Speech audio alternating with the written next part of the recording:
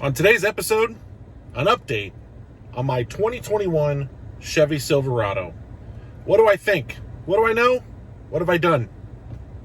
Stay tuned.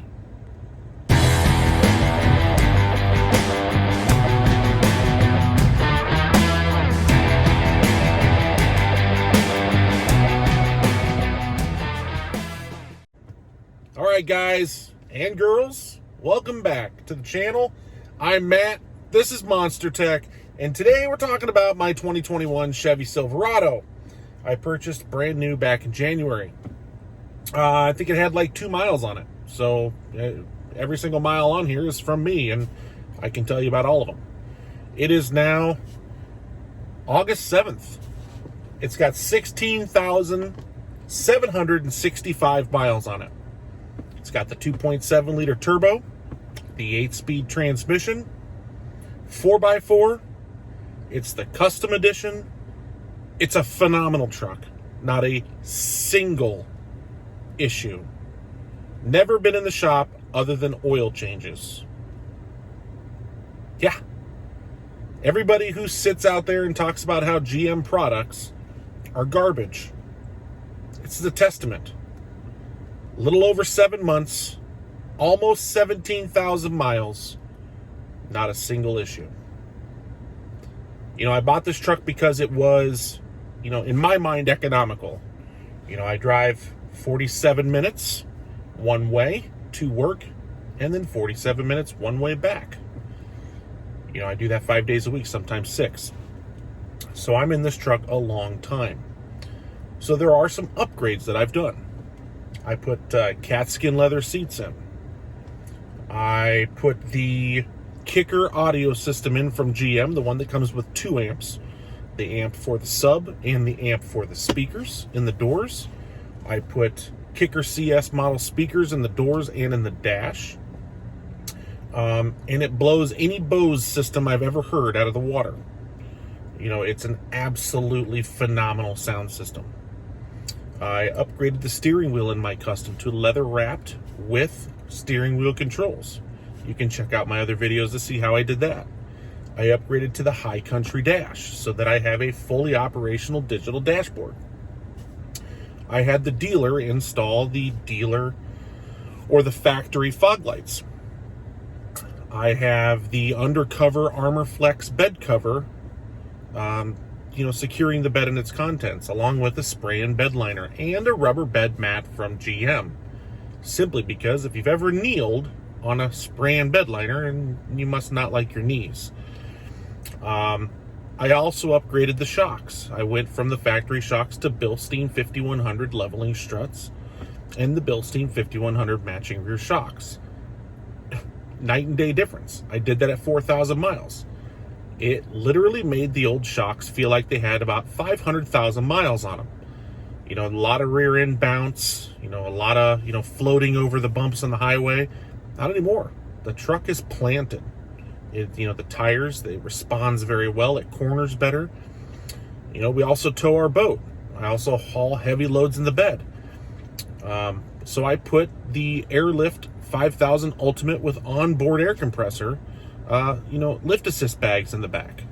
It's been phenomenal. Just a couple of weeks ago, I hauled about 3,400 pounds of crushed marble rock in the bed, 70 pounds of pressure in the airbags, and it was level and stable. Didn't bounce around at all. It's been a great truck. I also installed the Auto Start Eliminator from Auto Start Eliminator, so that it would remember that I had that turned off. I absolutely can't stand a vehicle that shuts off at the stoplights. It's not my forte. And you have your opinion about whether or not you think that lasts, whether or not you think it affects your starter. Me personally, it wasn't a longevity issue. I just don't like it. Let's see, what else have I done? I really can't think of much else other than, I put some carbon fiber door accents on from GM. They sell the kit for these trucks. It's been a great truck. I love it.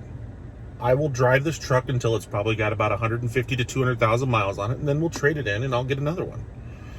I've had the GM 5.3 liters in the past. I've been bitten by the lifter issue.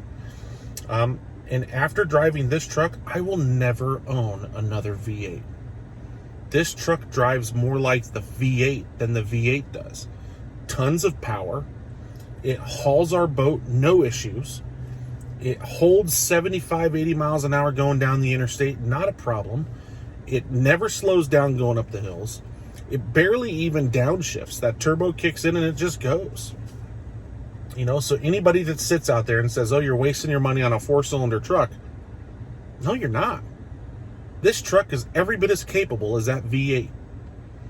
You know, I don't care what anybody says.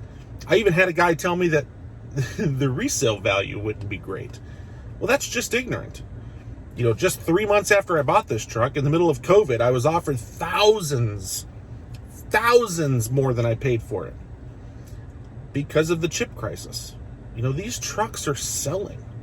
People like them. I do go to the dealership, but I do get the dealership oil changes only because I want a paper trail. I do have 150,000 mile bumper to bumper, extended warranty through the dealership. And I did that because the engine is new. I don't know what's going to happen, but I don't want to, hold that against an engine package that, might be great. I did think about the 3-liter, the Duramax diesel. That'd probably be a very nice engine to have as well. But this 4-cylinder is proving to be every bit as capable and reliable, if not more reliable, than the Chevy V8s. It hauls like crazy. There are no issues here. It has taken everything that I can give it. It hauls my family around just fine. It's plenty of room. So, would I rewind the clock 7 months and buy the same truck? Yeah, I would. I would probably even pay more. It's a great truck. And if you check out my other videos, you can see what I've done to it and go in depth on some things that other guys are looking for. It is the custom package, it's not the LT, but I do consider my truck a custom now because I have changed out many things that make it a custom. The dashboard, the steering wheel, the seats. Yeah, I still have the 7-inch radio. That doesn't bother me. I don't need navigation. Who needs navigation? We all have cell phones that have more computing power than any of the space shuttles from the 80s and the 90s. These things, you don't need that. Besides, I use Waze most of the time anywhere I go anywhere. What would I change? I don't know that I'd change anything. I don't need dual zone air control. I don't need push button start. I have a key. The key goes in, works just fine. I don't know that I'd change anything. I take that back. I would like a little better towing mirror, but I hate the elephant ears the 2500s have. And they sell those for this truck too. It looks like Dumbo rolling down the road. So, if I could have an extendable mirror of what I've got, that would be pretty cool. But, I might be able to get something aftermarket for that. But if you're thinking about a 2021 or a 2022, or if you're waiting until the new body style comes out, or whatever the case may be, give this 4-cylinder a test. Check it out. Go drive it. I think you'll be really surprised. I tell people all the time, I did not buy for my budget. I bought what I wanted. I could have had an LTZ or, an F-150 Limited or whatever the case may be, but I liked this package.